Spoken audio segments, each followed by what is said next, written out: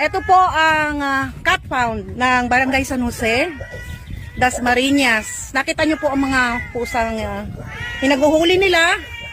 May mga patay na pusa, kinakain na ng pusa din. Nakita nyo po kung gaano animal cruelty ang ginagawa nila. Ayun, may isang patay na pusa doon. I-video natin ng malapitan. Ayan po.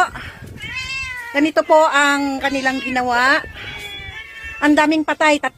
So, ayan, butot balat na. Ibig sabihin po, wala pong nagbabantay kasi, ayan o, kinain na ng pusa ang katawan ng sariling kasama nilang pusa. Ayan, ang kanilang tubig ay punong-puno ng dumi. Ayan po, hindi po nila naalagaan. So, kailangan po natin to ng aksyon para sa barangay